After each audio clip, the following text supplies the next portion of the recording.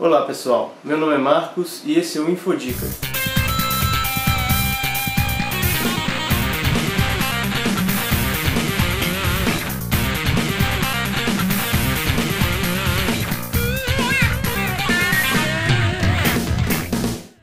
Nesse vídeo vamos falar sobre o que é preciso para jogar no computador.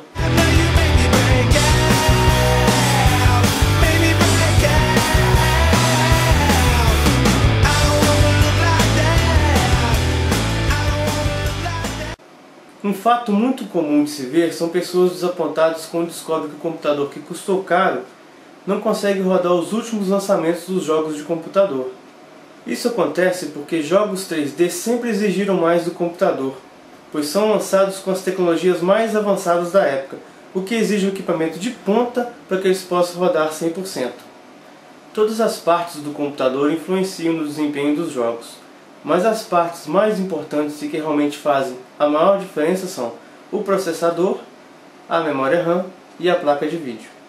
Em nosso primeiro vídeo eu falei sobre processadores e que devemos pesquisar sobre eles antes de comprar o computador.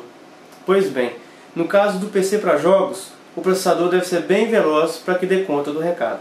Um computador com processador fraco pode até rodar o jogo, mas vai ter um desempenho bem ruim. Então, para ter um computador bom para jogos, procure por processadores potentes. Quanto à memória RAM, os jogos exigem um pouco mais dela.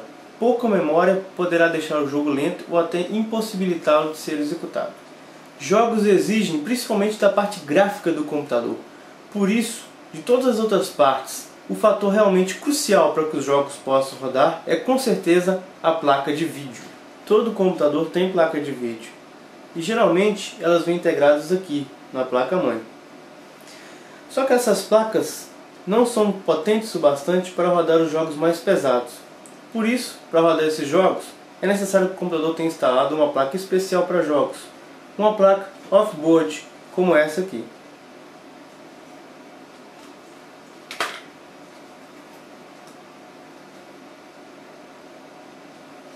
Na hora de escolher sua placa de vídeo, existem algumas características que precisam ser observadas.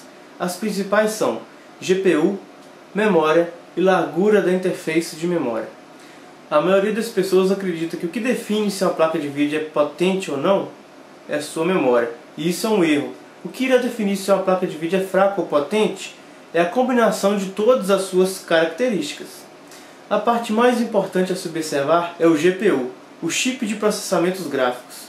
Existem muitos tipos de GPUs e são eles que dão os nomes às placas, como essa GeForce 7200GS. Ela tem esse nome devido ao seu GPU, esse aqui. Toda placa de vídeo off-board tem memória incluída na placa, e o seu funcionamento é muito parecido com a memória RAM do computador, ou seja, é uma memória temporária. Existem placas de vídeos com as mais variadas quantidades de memória. Atualmente, placas com 1 GB estão atendendo os requisitos que são pedidos nos jogos. Também deve ser observado qual o tipo da memória. Atualmente existem memórias que variam de DDR2 até DDR5. Quanto mais nova a tecnologia, melhor e mais veloz será a memória, e também maior será o preço.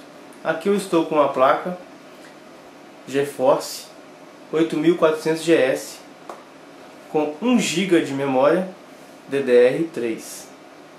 Outra característica a ser observada é o tamanho da interface de memória, que é medida em bits. Os modelos mais comuns variam entre 64, 128 e 256 bits. É um detalhe muito importante porque a diferença de desempenho dos jogos entre eles é enorme. Então, quanto maior, melhor. Antes de comprar um computador para jogos, pesquise sobre placas de vídeos e processadores para que você não tenha uma decepção na hora de jogar. É importante lembrar que cada jogo exige uma certa configuração para rodar, mostrando o que você precisará ter para ter a mínima e a máxima qualidade. Veja esse exemplo. Comparamos o jogo rodando com a mínima e a máxima qualidade. A diferença é enorme.